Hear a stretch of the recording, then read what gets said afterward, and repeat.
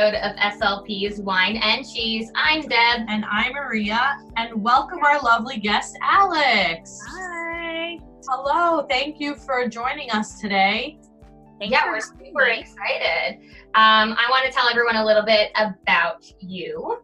Go for it. So Alex, or Alexandria, she's been at SLP for 7 years. She went to Loyola. I can never say that. No, Loyola.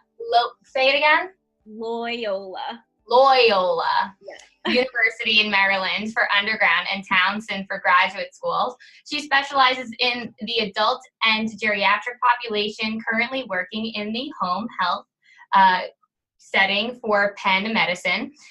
She's also the director for the speech therapy publication Covalent Career Resources. Mm-hmm. Is that right? And her future SLP goals are to continue to find work that excites and challenges her, help new grads find their pace in this career, and have a solid week of therapy without one cancellation. All right, well, good luck with that. Yeah, still hoping. I feel like I need a drink after that. Right, yeah. Okay. So let's hear, what are we drinking? Yeah. So we are drinking Bread and Butter Wine. They are a lovely wine company. And we are so lucky today. We have a Pinot Noir. Yes. And this brand, they pride themselves on consistency and reliable style. And we have had their wine before, and I agree with that. But I feel extra fancy because this wine, their Pinot Noir, got a 95, a gold award at the California State Fair. Oh, fancy. Yeah, we're drinking like award-winning wine. Fancy wine. That's yeah. right. You know, we can get fancy sometimes. We're moving on up. And sometimes we don't. Yeah. You know? Sometimes But it's not I fancy. just- yeah, had a ton of Doritos with this wine that went very well. Yeah. But I was not going to bring up all the Doritos. a little guilty. But it's my segue into the cheese we have. Oh, right. Yeah. Mascarpone cheese. All related. Yeah, that's right. I'm always on topic. I'm on topic. So I have to say this wine is great. It's not overly sweet or overly acidic. And it has like a cherry and a raspberry taste with a smooth finish. But I gotta say, with this cheese, I didn't like the pairing. I actually preferred it with Doritos. Sometimes you gotta just give things a try. But aside from the cheese, I definitely vote drink it. Oh, Drink yeah. this I wine. definitely vote drink it Right. for this wine, too. And let's do a virtual cheers. Cheers. Alex, what do you have? I am not drinking fancy wine. I am drinking refrigerator wine. You know, wine that you forget is in your fridge and you need to drink it before it's bad. But I have put it in a champagne glass. Well, there you go. I love Prosecco, but we are out. So just to class it up. We've got Chardonnay in a champagne glass. Wait, I was thinking your champagne was a little flat. Yeah. Yeah, because it's Chardonnay, that's why. It's a week-old champagne she's having. We had Prosecco, what was it, last episode or two episodes ago from the Scout and Cellar, and it was just so fizzy. But I like the fizz, but sometimes I don't like the fizz. So I don't know. How do we feel I'm about all about fizz? the fizz. You're all about the fizz. I had I a love the conversation with someone, too. They're like, oh, I love the fizz. I'm like, you do? Yeah, Prosecco's my go-to You drink. like the fizz. Yeah. All right, so drink your wine or sink it. Oh, drink it, for sure. All right. So before we get into our questions, do you want to tell us a little bit about what motivated you to become an SLP? Sure. So it actually started when I was in high school, and I used to volunteer at a summer camp that was run through my high school by the Marist brothers. It was called a SOPIS, and one of the weeks I was there was a program called Deaf Camp, which probably, I don't know if that'd be PC now, but it was called Deaf Camp, and the camp brought inner city kids from, I believe, the Bronx or Brooklyn into upstate New York, just for a week, getting like sunshine and air. And a lot of the counselors were actually speech pathologists. And that was the first time I had ever heard of a speech pathologist. And I was like, wait, what do you do? This is so interesting to me. So that's what initially piqued my interest. And from then on, I thought I was going to work with deaf and hard of hearing children. And that was going to be my career path. And I will say I was pretty lucky because I knew early on in high school that that was what I wanted to do. But where I thought I was going to end up and where I ended up has been like a world of a difference. Right. And that seems to be the case with everyone. Yeah, absolutely. So now you're in home health and you're primarily with adults. Do you want to tell us some of your favorite activities and maybe some goals to go along with those? Yeah. So in home health, I love everything to be as functional as possible because you never know what you're walking into when you walk into that door. You don't know if they're in a good mood, a bad mood, they've just had a fight with their significant other, their heat just got cut off. You literally have no idea. So my goal is always to have functional tasks on hand that even if they don't want to participate, they're still like, all right, I can do this with you today. So two of my favorites is just working on medication management. Okay. A lot of times, my patients don't have adequate caregiver support and they are the ones that have to manage their own medications. And I'm sure, as you know, they get discharged from the hospital with this whole list and they have no idea what goes where and when to take that. Oh my goodness, I couldn't even imagine. I didn't even consider that, but yeah. You need you got the pill box? Yeah. So I have a pill box for 2 and then for like 4 if there's someone who has a lot of meds multiple times a day. And thankfully my company provides that so I can just hand them to the clients. And I like to write out a list if they can read with a description of what the pill actually looks like as well. Oh, good. That's nice. Yeah. And then another exercise, I probably use this with 95% of my patients, is a memory book or some sort of personal planner. And I do have a lot of older patients who they're not interested in like cognitive exercises, whether it's like structured or unstructured. They don't think there's anything wrong with their memory and they're fine. So I like to kind of shift that and say, well, let's work on, just like a personal planner for yourself. Let's keep track of what you had for breakfast and lunch and who came to the house today. So that's probably one of my like I said, I use that pretty much with everyone. And I have a goal for you. Oh, wonderful. Yes. Yeah. Love some goals. So specifically with my memory book, what I'll use is patient will recall functional information, including appointments, names, and meals eaten with 80% accuracy using a memory book or personal planner without verbal cues to improve their ability to retain information over time without caregiver assistance. Love it.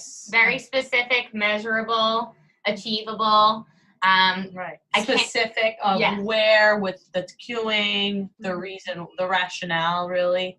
And then how about the time that you have the goal? So like, do you have these clients for like a while or home health? I feel like is a different beast because we don't have short-term or long-term goals set.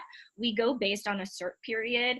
And when you're writing your goals, you have to set an anticipated number of goals. So your visit string will say maybe, speech therapy 1 to 2 times a week for 7 weeks, anticipate 4 to 6 visits. And then that's pretty much your kind of time frame that you're setting for your Right. Yeah. So you're writing goals that can be achieved within that, what would you say, 7 weeks, was it? Yes. So depending when you get in on the certification, like depending when they were open to home care. So the cert period itself will run for 9 weeks. So depending on, when I'm able to evaluate them, sometimes it's 9, sometimes it's 8 or 7, just depending how busy I am. But usually it's within 7 to 9 weeks. Okay, great. Right.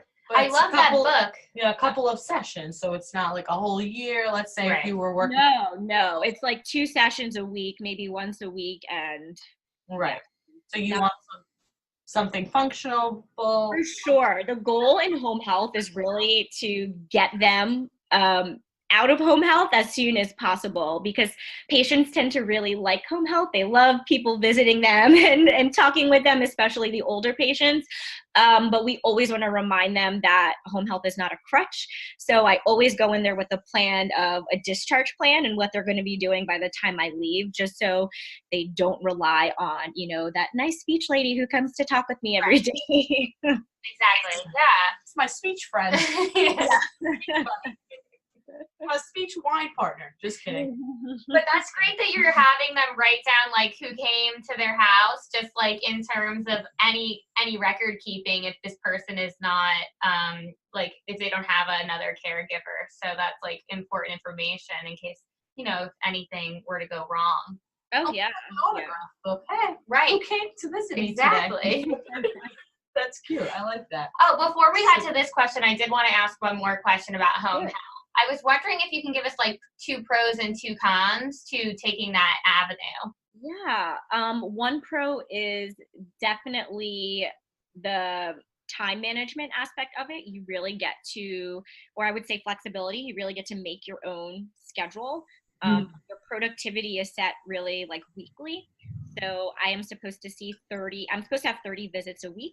So, you know, I have 7 days to accomplish that, which I really love. Another pro is that you're not micromanaged.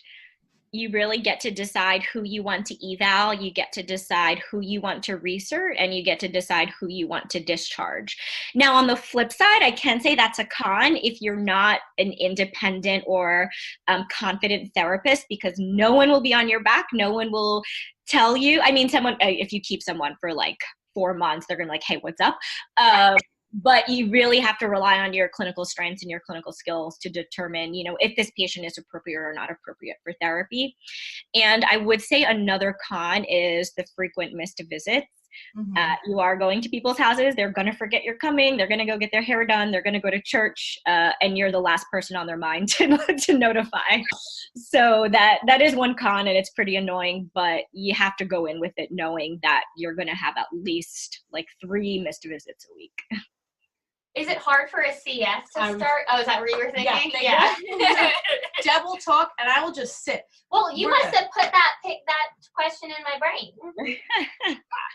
I would say for CFs, I personally would not recommend home health for a CF unless you know that the speech therapist who is going to be shadowing you or who's going to be your mentor is going to be on hand, on site when you need them, or at least is going to be within an hour drive. They're going to be willing to drive to you, because it really is an independent setting. You are thrown in there once you're done with your orientation. You have to know how to talk to doctors. You have to know how to talk to a whole clinical team. You have to know a lot about a lot. And I will say a lot of people go into home health, I think, thinking it's an easy setting that you're just going to go in there, do your therapy and leave. But you have to do a medication reconciliation. You have to take vitals. You have to talk to their daughters. You have to assess pain. You have to screen for sepsis. It's really a lot of things going on. And it really is changing into a medically based field. And I think not a field people thought of as kind of more easygoing. Wow, that was great. Thank you for sharing that. Yeah. That was a lot of information. And then, has anything kooky ever happened to you? Oh my goodness. Every day. Yes. I have had the occasional run-in with rodents and bugs, which have I'm scared. horrified me. And I did walk into a old man who was a gun collector, which was also slightly horrifying. Was not expecting that, but I do enjoy the times when I work in Philadelphia and I work within the city. So I love treating in the community that I work in. And I live kind of right in between Little Vietnam, Little Mexico, and Little Italy. So That's like the best food. Yeah, it's the best food ever. It's amazing. I live right near the Italian market, actually, where Rocky ran through. If you, do you work out there? I definitely do not. I work out in my house. I keep that hidden. No one needs to see. I would be motivated. Like,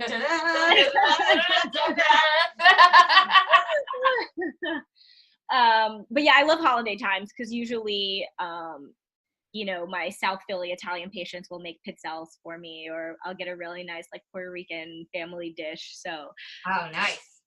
Yeah. That was always my favorite thing about doing home care. I had mostly Russian people, and they would always give me like pickles and oh, your favorite. Oh my goodness, I had to move this family to the ends of the day because they made too much food. Yeah. Wow. Yeah, I was not sad. That was fine. Okay, so then Not we're sad. approaching our halfway point, Yeah. but before that, we wanted to talk about your new grad speech. What is this?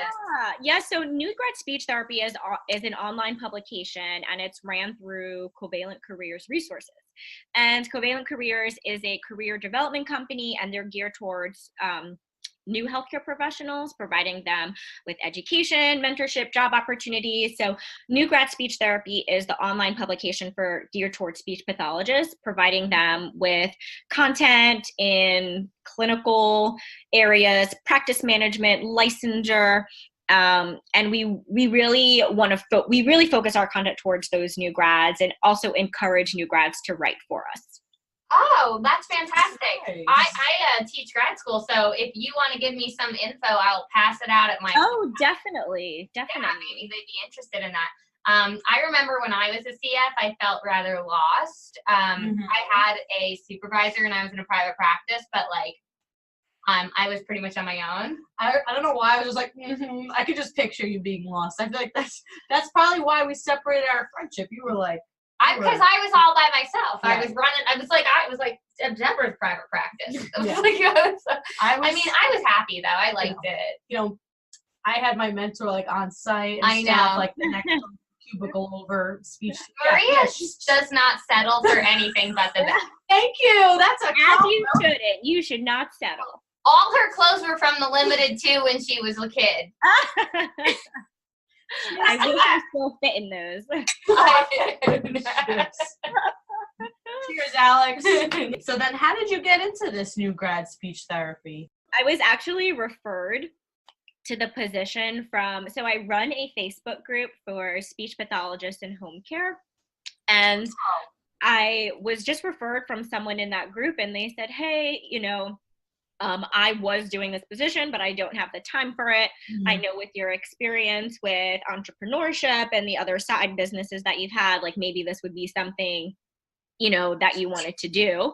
And I was like, oh my gosh, of course. Yes, this is great. So yeah, it kind of just fell into my lap, and it's worked out really well. I'm really excited about the opportunity to really curate some, really important and meaningful content that's going to actually help new grads, and not tell them just things that they want to hear or things that maybe we wished we knew before we started. Right. So, yeah, it's been really exciting. That's great. Should we all, before our break, share a thing we wished we knew? Yeah, we got a couple of minutes before our halfway point. Why not? What did I wish that I knew? I think that I wish I knew more about goal writing in terms of, because also that when we were separating goal writing. Well, I have been thinking about it. Yes. But when we were in grad school, we had to write long and short-term goals, which is like not an existent thing now unless you're in preschool from my end. Do you have to do that? Yeah, or if you have students that are alternate assessment in a school. Okay. So, and then I just didn't feel like, I feel like perhaps though that the goal writing is constantly evolving. So it is difficult to teach that because it's something that's like constantly changing. True. But I still felt like I had ambiguous goals, and I feel like at least that is something that should be the same. The specificity, like they will give an antonym to a given word. That's just very specific. Right. Not like they will increase their vocabulary by 50 words. How are you going to measure? It's always better to be more specific because you could always scale back your goal depending on the documentation system you're using. But I think it's better to be too wordy than not at all. Right. Yeah. Yeah. And just like really say like what it is just for your own sanity, especially when you have a huge caseload to manage. It's like, well, wait, what am I? I'm working on like figurative language, but like, what kind of figurative language? Right. Like, so what do you want to do with figurative language? Like, identify a simile and interpret it. Yes. That's what you should have your figurative language goal be, not just demonstrate comprehension of figurative language. Like, how do you measure that? Right. Well, I didn't make goals like that. I'm just kidding. Me neither. Correct. but that's not our fault when we were CFs. Right. You know? But then that was like my model, because those were the papers that I had. I see. I didn't get that point just right there. Oh, okay. So I don't know why I didn't get it, but I got it now. Okay. I wish I learned a little bit more, I utilized more dynamic assessment, because when I was placed in a school, I was just very like, I guess coming from clinic, like, oh, assessment, and then we're going to do this. And then I kind of wish I took like my own data, like let's say I did like do an antonyms and similes, like found 10, and then I saw how they did with that, and then like try it again, and then like when they're, when the time to make new goals was up, see how they did with that, and like, that's how I feel like the best way to measure progress, like more specific and just, I don't know, more dynamic assessment. Okay, great. And how about you, Alex? I wish I knew that I would have to know everything getting into the field. And I know that's probably not the best answer, but I feel like when you're in grad school, you take artic and phonology, and you take neurology, and you take all these classes, and you think going into it like, oh, well, I just need to know this, and then I need to know this. And it's, you kind of really do need to know everything. Even though I work with adults, I still have to know about articulation and phonology for my patients who have, speech impairments after a stroke. So, and even voice, things that, you may get once every now and then. So I guess I would also just encourage new grads to really not narrow their focus and really continue learning, because you will need to know more than you think. Not to scare anyone. That's true. And I have two CFs too, and I was just having dinner with them the other night, and I was encouraging them to maybe take a preschool case here and there, just because like it just familiarizes you with another population, another set of goals, and like makes you a little bit more of a more confident clinician for when you are on your own, as opposed to like being used to one setting. Yeah. Good tips. I think so. I mean, I love the like doing the home care and the preschoolers too. I haven't had adults in their home, just at the nursing home, but that would be an interesting route to take too. Yeah, that would be. Yeah. All right, so we are at our halfway point. So word from our sponsors, please hold. Yeah, stay tuned, everyone. We're going to talk about hobbies, balance, and all of our favorite things just after this commercial break. This episode of SLPs Wine and Cheese is brought to you by SpeechTherapyPD.com. It's a 100% SLP-owned website that specializes in practical, engaging, evidence-based video and audio courses. There's more than 600 hours of courses available on demand. Yes, there are weekly live and interactive courses and pod courses. They offer unlimited plans starting at $89 a year. And now you can get $10 off with the code WINE. WINE. So enter WINE at checkout. And we're back. Thanks everyone for sticking with us. Right now we're going to let you know where you can find us. You can follow us on Instagram. We're at SLPs Wine and Cheese Pod _ between each word.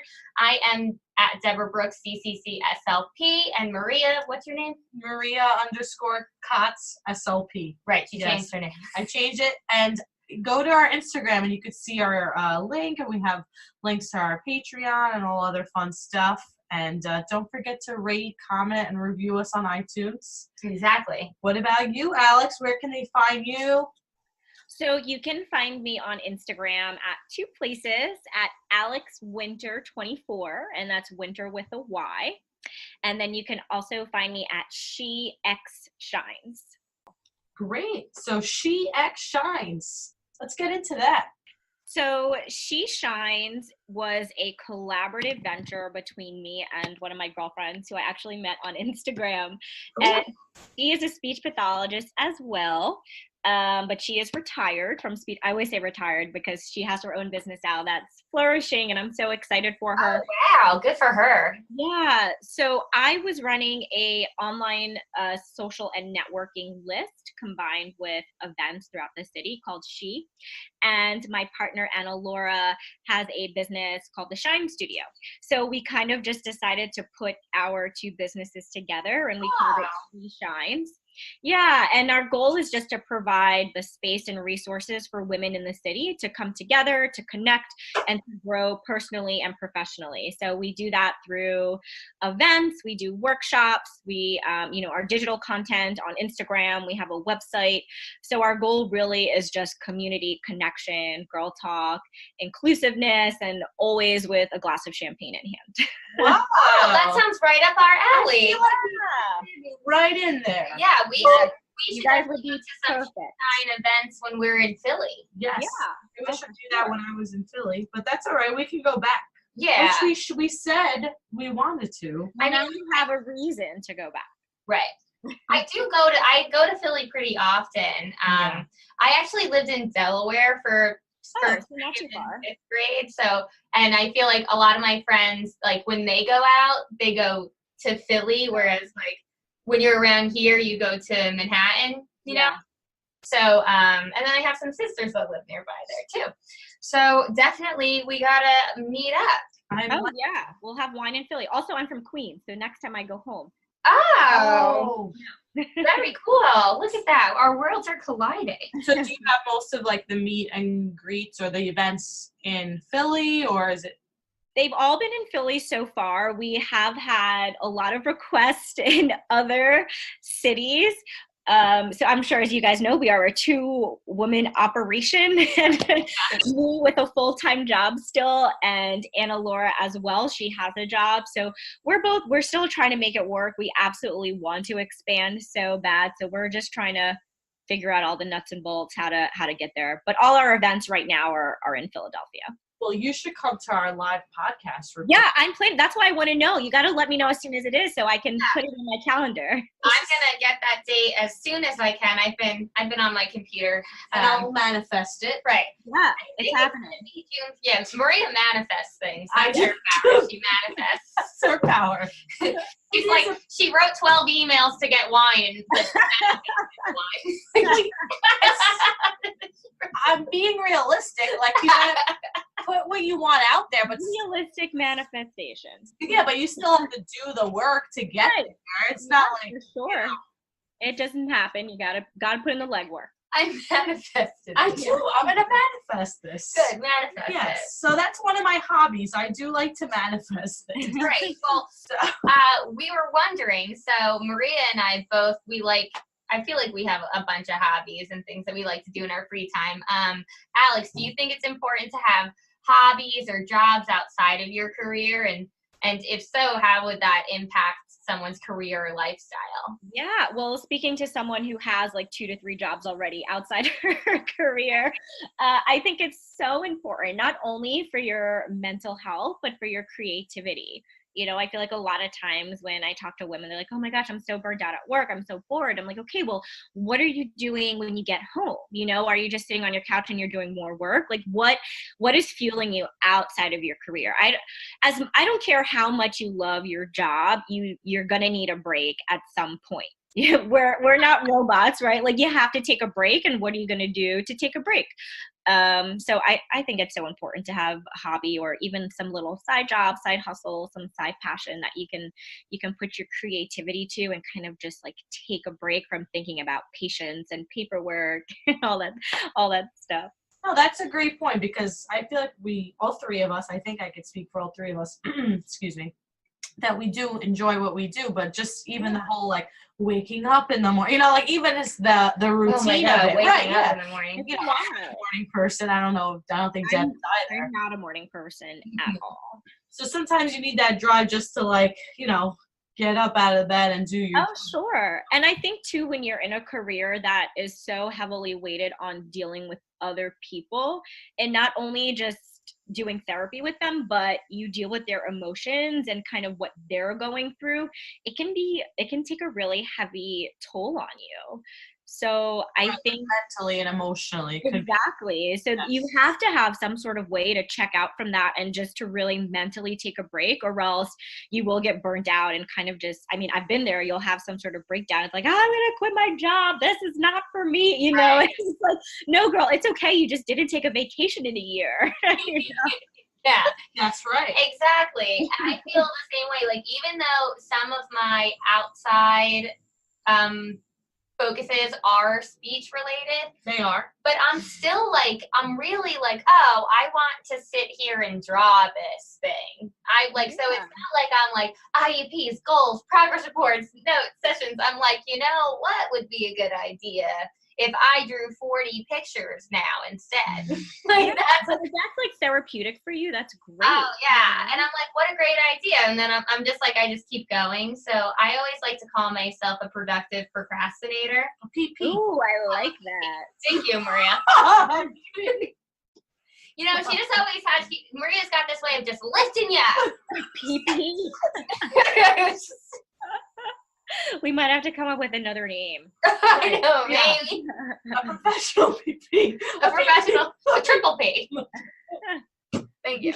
I was gonna say the queen of PP, but that's a word. The head PP. All right, we'll work on it. We'll think about it. We'll come back on that one. Yeah, just to wrap up that point, it's like many people might be like, oh, my job is so busy and consuming, and I already have not enough time to get that done, so how could I add anything into that?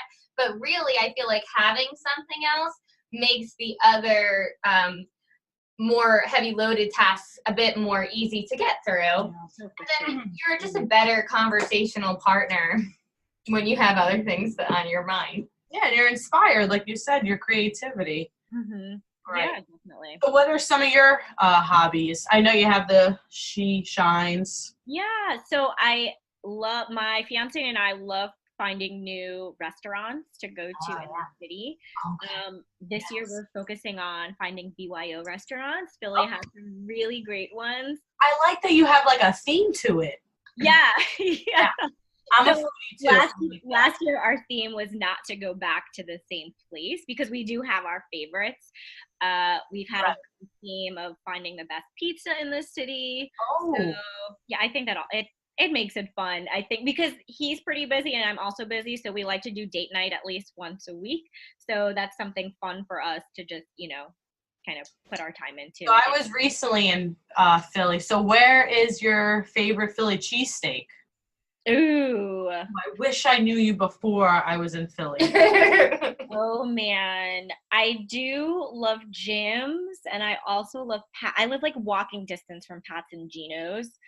I like Gino's, and then I was like, oh, the people who are like living in Philly and from Philly, and you said you're not from Philly, but they don't go to Gino's and Pat's. But I like Gino's. Yeah, they mostly do. I mean, I think right now it's definitely bigger for tourists. I do love I do love Jim's though. They're a good cheese. I will say I have not had a bad cheesesteak though living in Philadelphia. Good point. That's good, because you don't want to be the bad cheesesteak in Philly. No. You wouldn't survive. You probably wouldn't survive. Yeah. We also saw that on your Instagram that you like yoga. Yes. Oh yes, so I'm gonna put a star asterisk to that. I'm trying to really get back into loving yoga. I love booty yoga. Have you heard of that? Yes, No. I've done that before. I haven't heard of booty yoga. It combines like African dance with yoga and Pilates. Yeah, it's like kind of like a tribal dance, cardio, yoga, hit session. And the music is all EDM, reggae, like current songs. So that has been my new obsession, booty yoga. And when it gets nice out in Philly, they do a lot of events outside where you can do them outdoors. So you can do your booty outside. Yeah, you do your booty outside. That's what they call it. I thought it was booty, like butt booty, like B-O-T-Y. When I first heard of it, I'm like, great, this class sounds right up my alley. And then I heard it's B-U-T-I, but the class is still amazing, and I love it. Thank you. Yes, I'm glad that you clarified that. Yes, yeah. In case people were wondering, it's not booty like your butt; it's B-U-T-I. Mm-hmm. I mean, still all good stuff. Booty, butt, B-U-T-I, any of them. Right. Beauty, Yeah, any of it. Just sign me up. Right. That wants to grow her butt. That's I do. I mean, I haven't really tried to though. So I like running and I like yoga, and it's hard for me to deviate from that because I want to do those things. You add some squats in there. I think you'll be fine. Yeah. That's what I did today. I'm just too obsessed with my handstands right now. It's all I feel like spending my time doing. Well, that's how you got good at it, I'm sure. I'm trying. So then our next question is, it's like funny because lots of times people, they joke about balance. Right. So home, health, and relationships. Yeah. Like you're able to balance all three. So what are your tips for doing this? So my biggest tip is to get comfortable with the idea that you will never be perfectly balanced. I think everyone is like seeking for that perfect point in their life when like everything is about my personal life, my career, like everything is perfect. And I was the same way, you know, I was always searching for like that one day when everything just clicked. Right. But I think what's actually helped me to become more balanced is realizing that on some days, other things just have to take a priority. And what comes with balance is realizing that you have to create boundaries. You have to learn how to say no. And that keeps everything kind of in check with each other. And I think that is when you feel balance, you know, when you set boundaries and you're saying yes to the things you want and you're saying no to the things you want. You're not overextending yourself, which sometimes I definitely still do. But the balance thing is I mean, I hate to like say balance again, but it's like a balancing game, you know, you're always trying to figure out what's more important to you at that time, at that week, but just getting comfortable with knowing that your life is never going to be this perfect, harmonious balance, that things are always shifting and changing. That's an excellent point. And I think listening to your body is a big one too. Like, Yeah.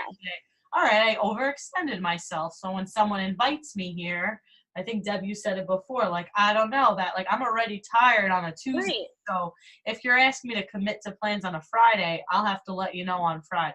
Right, yeah.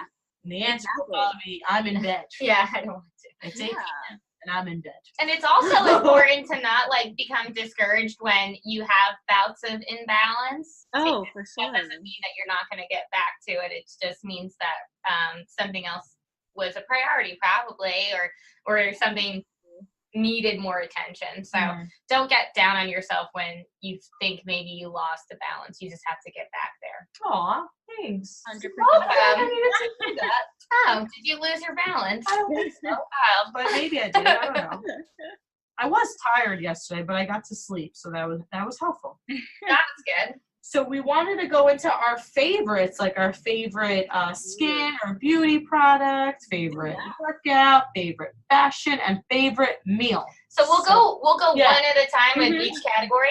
Okay. Yeah. So in terms of skincare, Alex, do you want to go first? What's your favorite skincare stuff? So right now I am using all my skincare, like serums, moisturizer, under eye cream. I'm using a Beauty Counter. I don't know if you guys have heard of that, but they are committed to providing safer and cleaner products for women and men and children, actually. So I love their products because I know that there's no harmful ingredients or like toxic ingredients when I'm like just slathering on all over your face and everything. And even if I fall asleep in my makeup, which I try not to do, sometimes it happens. Sometimes it happens, but I go to like, I know it's okay because everything still is good in there. You know, it's not harmful for my body or my skin. So I'm in love with Beauty Counter right now. Cool. I go between Roden and Fields and Philosophy. Yeah. And now I'm kind of doing both at the same time. Mm-hmm. And I like that. I feel like my face looks decent even if I don't do anything to it, which I think is the goal because there are just some days when you gotta go. Oh, yeah. It's just roll out of bed and go. That's right. You get what you get today. Exactly. So as long as I have at least like a Philosophy or a Roden and Fields AM cream, I'm good to go. Yeah. Cool. I like Mario Badescu and Peter Thomas Roth. Oh my gosh, the Mario Badescu, that pimple saver thing is magic. And I'm obsessed with like the rose water spray, the lavender spray. Yeah. But actually what's really helped my skin is like a retinol serum and a vitamin C. So that's what I feel like. Yeah, I have a vitamin C facial oil that I'm using right now too. facial oil. Mm-hmm. Cool. Yeah, my beauty drawer is just like, just a lot. Lot Like, in there. I try to only I have know. like one thing. Yeah. I'm trying to get there, but I have to use the Just stuff give your first. stuff away. No, I like my stuff. What are you trying to do? Give it away. Or just... So we touched upon workouts already. I think we all said our favorite workout, but once again, is yours booty workout? Yeah, I like booty yoga. I do a lot of workouts in my basement, a lot of HIIT workouts. And I do like rebounding with the trampoline. I do like that one. Oh. Nice. You keep your workouts fresh. I need to do that. I need to like revamp my workout. I feel like when the seasons change, you gotta like revamp your No, workout. you definitely do. Yeah. So I need to revamp mine. So Yeah. I think I'm gonna incorporate some booty yoga. BUTI. I like running and yoga, but I have to do more than that.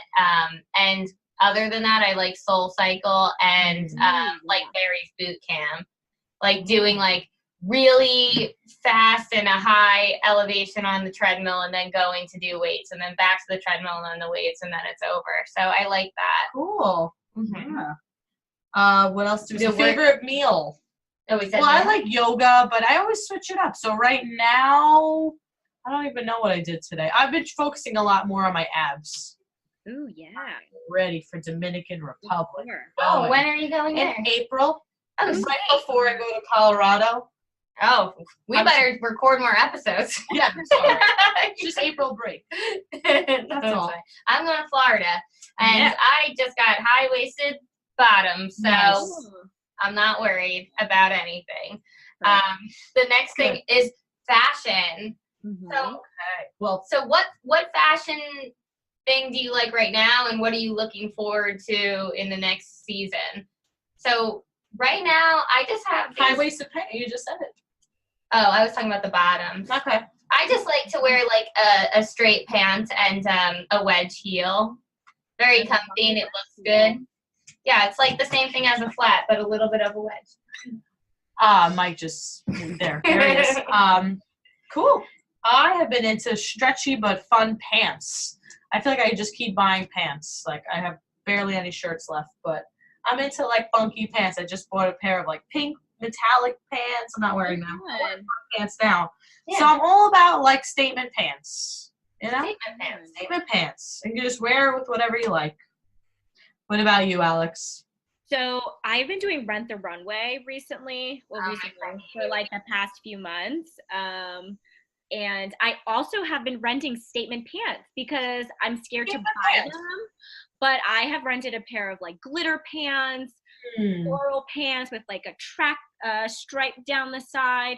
So I like finding kind of outrageous outfits. Wait, where are you renting these pants? Because that might save me some. Oh yeah, from Rent the Runway. Because I just keep buying the statement. I'll send them to you later. Okay. Yeah. I'm excited. Yeah, I've been loving Rent the Runway because I can just switch it up, and I just got a new jacket today that I'm so excited about. Yeah, my friend Amy does it too, and she does like a bigger plan, and she'll just have like crazy jackets, crazy outfits, send them back, get some more. Oh yeah, I just went to Park City 2 weeks ago, and I had 2 jackets, a bag, a sweater, just like it's been. I haven't been clothing shopping in like months. It's been great for me. Yeah, that's a great idea. I just order stuff online, but maybe I should incorporate.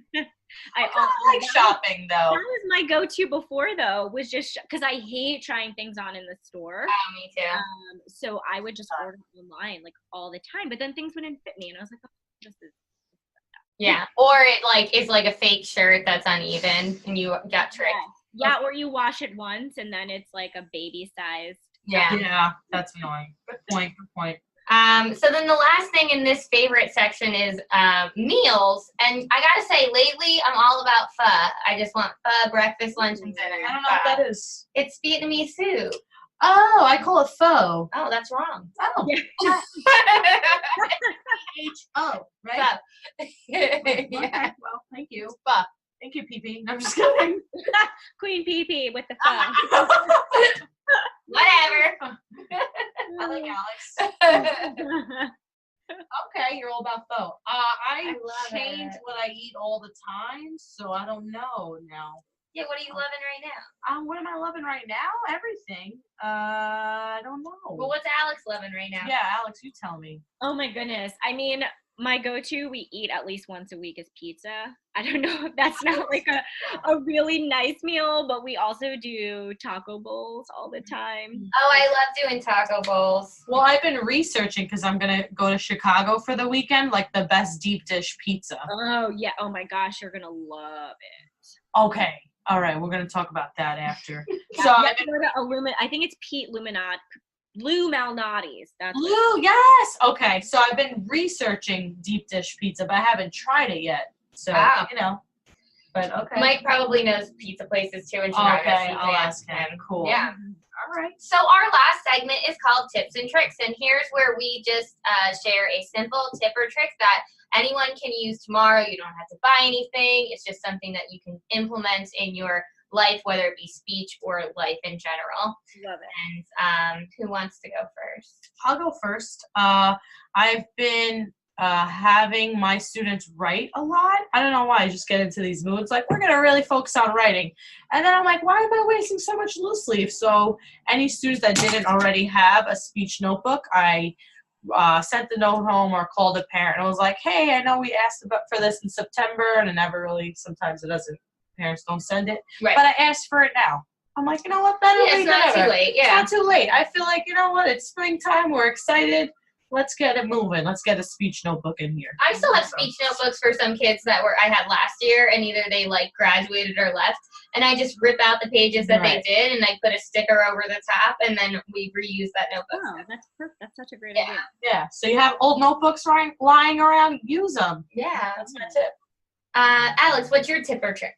My tip or trick is to use YouTube videos, and always my go-to when I have someone who like is just really not into therapy that day, and I say, okay, what's your favorite sports team? And you just pull up a sports clip, or did you watch the news the other day, or pull up a recent news clip, whatever it might be, and just use that to stimulate cognition, language, attention, recall. Yeah. It's so easy. Even if they have a TV in their house, just turn on the TV and let's just talk about, The Price is Right, because that's usually on at the time, or some sort of talk show. So it's just super easy. You don't need anything. You have a cell phone already, or if they have a TV, you can just turn that on and use the TV.